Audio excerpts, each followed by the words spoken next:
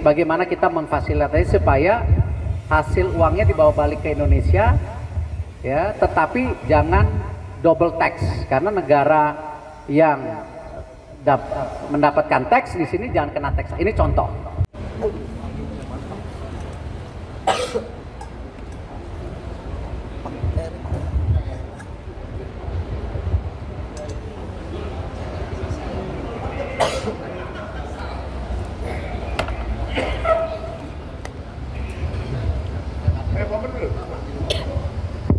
Bismillahirrahmanirrahim. Teman-teman media, kami dengan Menteri Pemuda dan Olahraga baru saja menandatangani MOU Pemuda dan Olahraga dan BPKP dalam rangka pengawalan akuntabilitas keuangan dan pembangunan dari Kementerian Pemuda dan Olahraga, yang rencananya akan ada beberapa kegiatan strategis yang harus dikawal dan didampingi di dalam pelaksanaan program tersebut. Nah, untuk lebih jelasnya barangkali Pak Menteri bisa sampaikan. Assalamualaikum warahmatullahi wabarakatuh. Salam sejahtera untuk kita semua. Shalom, Om Swastiastu, Nama Budaya, Salam Kebajikan. Alhamdulillah hari ini saya dan Ketua BPKP Pak Ateh, kita membuat kesepakatan di mana saya meminta dari BPKP untuk mengawal secara menyeluruh program evaluasi dan transformasi daripada Kemenpora, Kementerian Pemuda dan Olahraga, di mana selain kita menderegulasi 191 aturan, sehingga ini akan menjadi turunan program yang kebetulan juga Bapak Presiden sudah menyampaikan pembangunan karakter bangsa untuk pemuda ini menjadi hal yang teramat penting. Memastikan bahwa yang namanya olahraga ini harus menjadi duta bangsa yang mencerminkan kedikdayaan, sehingga kita akan membuat turunan program-program strategis. Misalnya, apakah kita berani komitmen dalam memfokuskan dari 17 cabang olahraga unggulan, tetapi juga tentu dalam menentukan 17 cabur itu dengan program di kompleksitas yang berbeda antara tolak ukur cabang olahraga satu dan lainnya.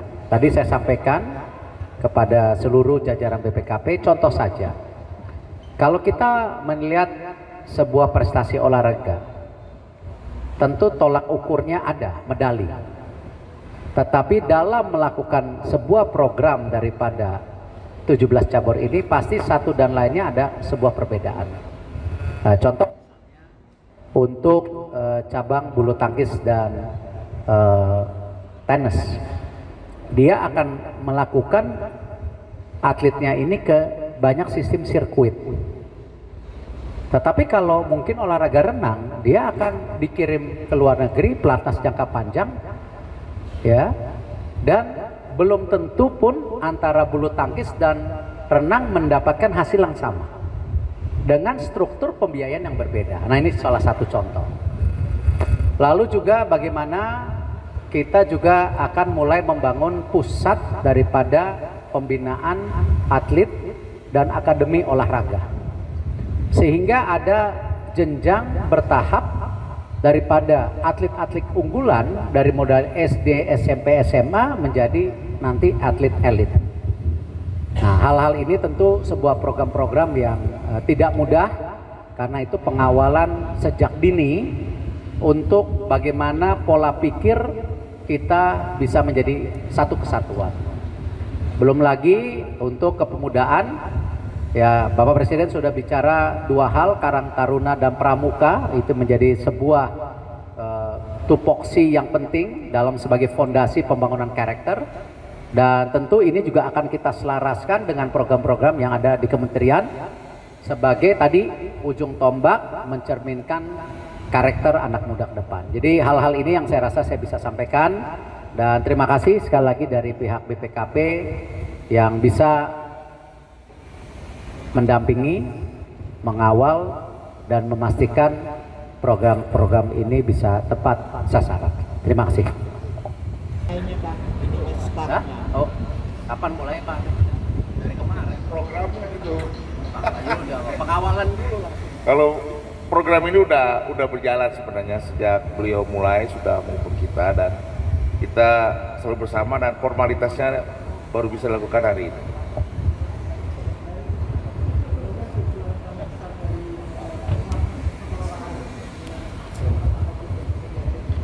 Ya, tadi persepsi dengan program-program yang tolak ukurnya berbeda, dengan pendanaan yang tentu angkanya berbeda. Ini tidak mudah. Nah, itulah yang kita ingin ada pengawalan dan persamaan kesepakatan pola pikir antara kita dan juga tentu para deputi kami nanti yang menjalankan keseharian. Itu kira-kira yang terpenting. Ya. Cukup ya?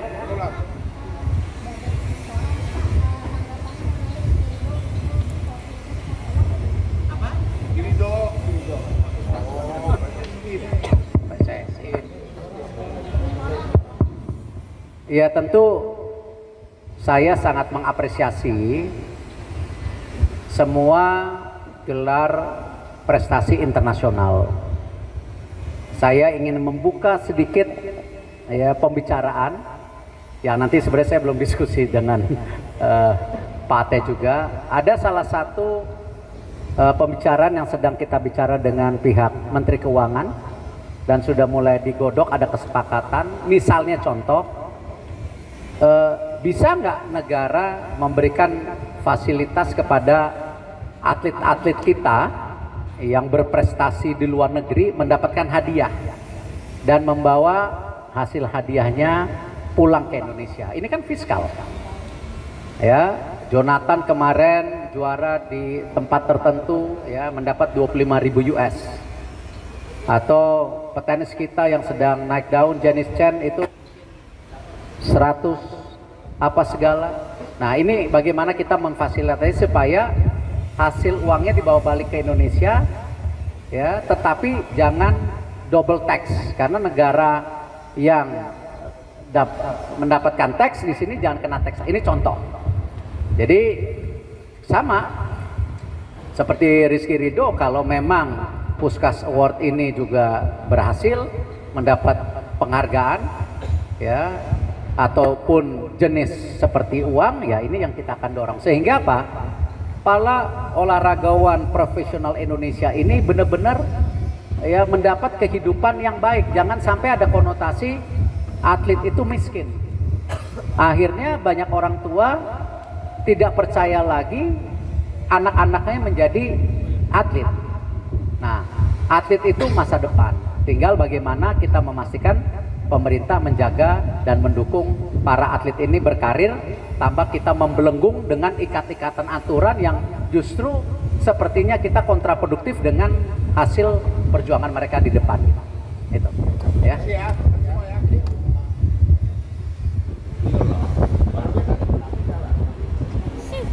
Ketika ada sesuatu yang tidak benar, kita suarakan. Ya bagaimana semua terangin dia sedungu ini? Ini manusia pecundang yang sangat merugikan bangsa kita ini. Saatnya jadi member eksklusif di channel YouTube Official ID. Tantang lagi para tambah sumpah di atas Al-Quran. Dia pengen masuk TV. Konten premium yang tidak tayang di TV. Live interaction. Halo pemirsa iNews, ini baru selesai. Emoji dan badge spesial. Reakses konten pilihan. Klik YouTube Official iNews. Join member hanya Rp10.000 per bulan.